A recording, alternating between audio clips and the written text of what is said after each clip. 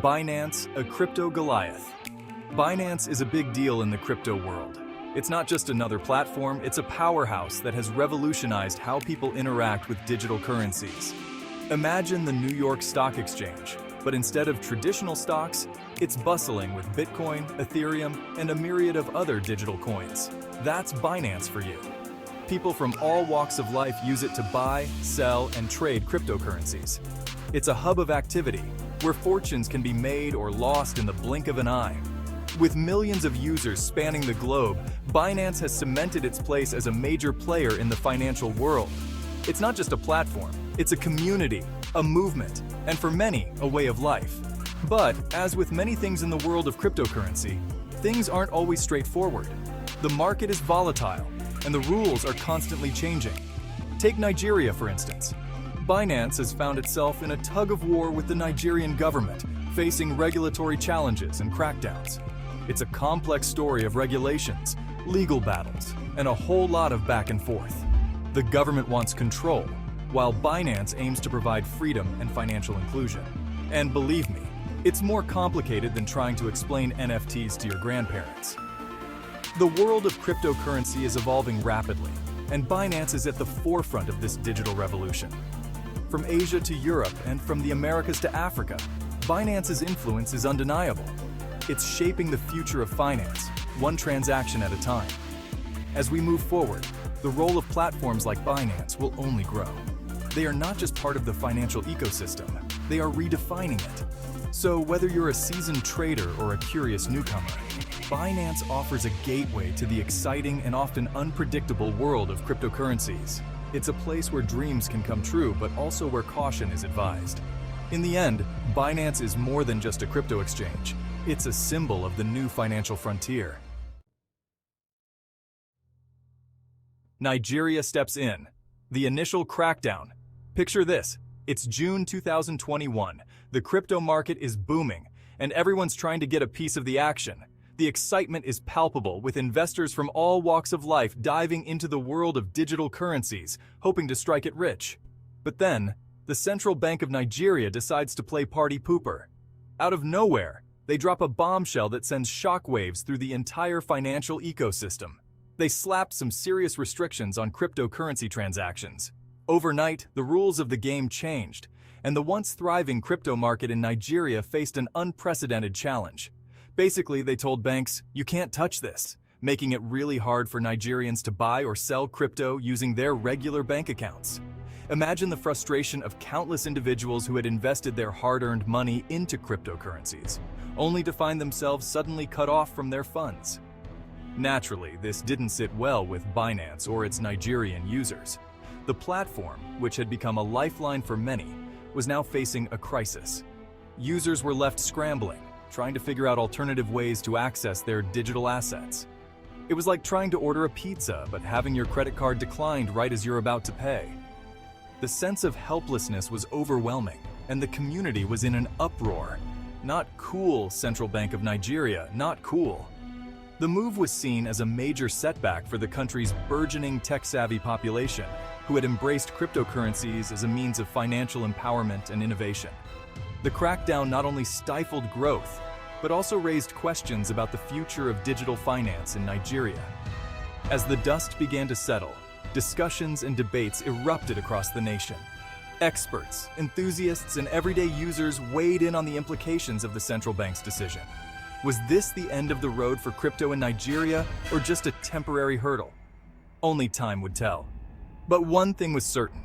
The initial crackdown had set the stage for a new chapter in Nigeria's financial landscape.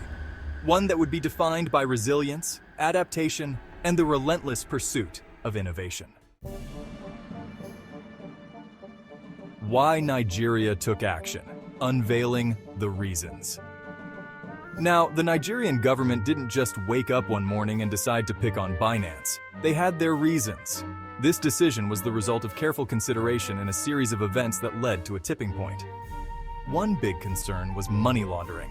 The government had been tracking suspicious activities for a while, and the rise of cryptocurrency transactions only made it harder to keep tabs on illicit financial flows.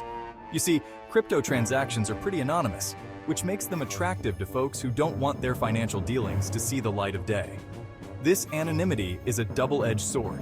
While it offers privacy, it also opens doors for illegal activities. Then there's the issue of protecting investors. Cryptocurrencies are highly volatile. The market can be unpredictable, with prices swinging wildly in short periods. Their value can go up and down faster than a roller coaster at Six Flags. This kind of volatility can be thrilling for seasoned traders, but devastating for everyday investors who might not fully understand the risks involved. The Nigerian government was worried about its citizens getting burned by this wild market. They saw stories of people losing their life savings overnight and wanted to prevent such tragedies. They wanted to put some safeguards in place. By implementing regulations, they aimed to create a safer environment for their citizens to invest and trade in cryptocurrencies. This move was not just about control, but about ensuring financial stability and protecting the public from potential scams and financial ruin. The government also considered the broader economic implications. They wanted to ensure that the financial system remained robust and that the rise of cryptocurrencies didn't undermine traditional financial institutions. In the end, it was a multifaceted decision aimed at balancing innovation with security, freedom with responsibility. The Nigerian government's actions were a step towards creating a more regulated and transparent financial ecosystem.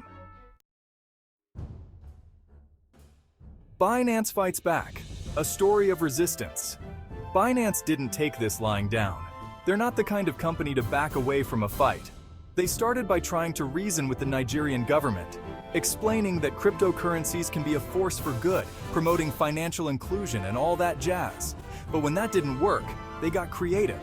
They introduced peer-to-peer trading, a way for Nigerians to buy and sell crypto directly from each other without involving those pesky banks. It was like setting up a black market for Bitcoin, but, legal. Section 5.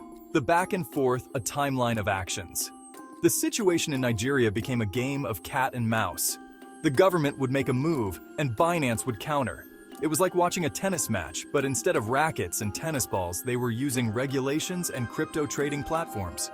For example, when the government tried to block access to Binance's website, the company simply told its users to use VPNs. It was a classic case of, you can't stop the signal, Mal. Section 6. Where things stand, the current legal battlefield. So, where do things stand now? Well, it's complicated. The legal battle between Binance and the Nigerian government is still ongoing. It's like a never-ending episode of Law and Order, but with more Bitcoin. Binance is still operating in Nigeria, but it's not exactly smooth sailing. The company has had to jump through hoops and navigate a minefield of regulations. It's like trying to walk a tightrope while juggling chainsaws. It's doable, but one wrong move could be disastrous. Section 7. The fallout, consequences and repercussions. This whole ordeal has had some serious consequences. For starters, it's created a lot of uncertainty in the Nigerian crypto market. Investors are wary, and the once thriving industry has taken a hit. It's also damaged Nigeria's reputation as a crypto-friendly nation. Who wants to invest in a country where the government is constantly at odds with the industry? It's like trying to attract tourists to a place with a "Beware of Sharks" sign on the beach. Section 8. What's next? The uncertain future for Binance in Nigeria. What the future holds for Binance in Nigeria is anyone's guess. It's like trying to predict the weather in a hurricane. You know it's going to be wild, but you're not sure exactly what's going to happen. Will the Nigerian government soften its stance and embrace the potential of cryptocurrencies? Or will they double down on their restrictions, pushing Binance and other crypto companies out of the country? Only time will tell. Section 9. A global ripple effect. Implications for crypto everywhere. The situation in Nigeria is a cautionary tale for the entire cryptocurrency industry. It shows that governments around the world are still trying to figure out how to deal with this new and disruptive technology. One thing's for sure, the future of cryptocurrency is going to be a bumpy ride. So buckle up, Buttercup, because things are about to get interesting.